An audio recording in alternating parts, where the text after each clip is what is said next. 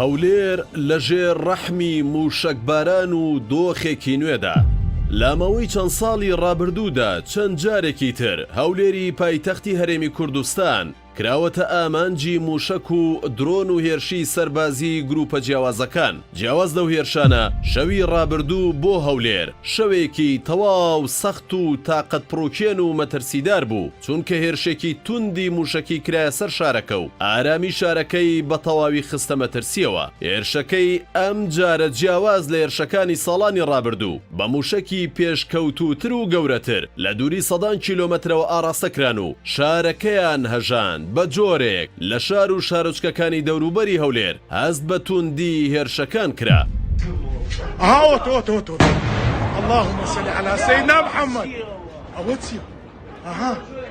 هەرزوو لایەنە پەیوەندیدارەکان و بەشێک لە میدیا عێراقی و عەرەبیەکان ئاماژەیان بەوەدا کە هەولێر کراوەتە ئامانجی چواردە موشکی جۆری بالستی کە بە جۆری فاتح ١١٠ ئەژمار دەکرێن. بە پێی سەرچاوە سەربازیەکان ئەم جۆرە موشەکە بۆ پێکانی ئامانجێکی دیاریکراو لە دوورەوە ئاراستە دەکرێت. چواردە موشکی یەک بە دوای یەکی بەهێز ڕوویان لە هەولێر کردو. وەزارەتی ناوخۆی حکوومەتی هەرێم و دژە تیرۆری کوردستان بەڕوونی ئەوەیان دەرکاندووە کە موشەکەکان لە دەرەوەی سنوورەکانی هەرێم و عێراقەوە ئاراستە کراون کە لەوانەیە ئەمە خاڵێکی تەواو جیاوازی ئەم هێرشانە بێت لەگەڵ هێرشەکانی تری سەر هەولێر، چونکە لە ساڵانی ڕابردوودا لە دەوروبەری هەولێر و ناوچە نزیکەکانی شارەکەەوە یان بە درۆن و سەکۆی موشکی بچووک لەلایەن گروپەکانەوە هێرشەکان ئەنجامەدران و دوای ماوەیەکی کەم یان بکەرانی هێرشەکان ئاشکرا دەکران یان ئەو سەکۆ موشکیانەی کە لە دەشتایی و شاخەکانی سنوورەکانی نزیک هەولێر دەدۆزرانەوە.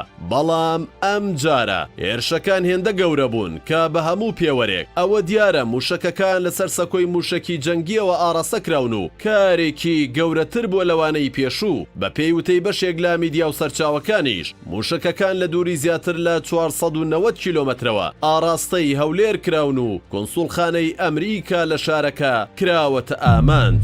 لە هەرێم و عێراق و ناوچەکە کۆمەڵێ گۆڕانکاری سیاسی هەن کە لەوانەیە هەر یەک لەوانە هۆکارێک بێت بۆ ئەو هێرشانە ئەگەر وەک ئەوەی باز دەکرێت هێرشەکان لەلایەن کۆماری ئیسلامی ئێرانەوە ئەنجام درابن. کوژرانی دوو سەرکردەی سەربازی ئێران لە ماوەی ڕابردوودا لە سووریا و نزیکبوونەوەی تورکیا و ئیسرائیل و شەڕی ئۆکرانیا و رووسیا و کاریگەریە جەمسەربەندیەکانی شەڕەکە لە نێوان ئەمریکا و ئێراندا بەشێکن لەو ئەگەرانەی کە پێدەچێت ئێرانیان ناچار کردبێت هێرش بکاتە سەر هەولێر و کۆنسوڵخانەی ئەمریکا لەو شارە. لەلایەکی دیکەشەوە دۆخی سیاسی عێراق و لاوازی بەرەی نزیک لە ئێران لە ئەو کێشە سیاسیەکانی وڵاتدا یەکێکی ترە لەو ئەگەرانەی کە پێدەچێت ئێران مەبەستی بێت پەیامی نوێ بداتە هەولێر و بەغدا و ئەمریکیەکانیش بۆ ئەوەی ڕۆڵ و پێگەی ئەو وڵاتە لە هاو کێشە سیاسیەکان نادیدە نەگیرێت. هەموو ئەو ڕووداوانەی کە لە ناوچەکە ڕوەدەن بە جۆرێک پەیوەستن پێکەوە کە جیاکردنەوەیان ئاسان نییە و وەک زنجیرەیەکی لێکدانەبڕاو پێکەوە ئاڵاون و هەریەک لە ڕوودا و گۆڕانکاریەکان کاریگەری لەسەر ئەوەی دوای خۆی دەبێت.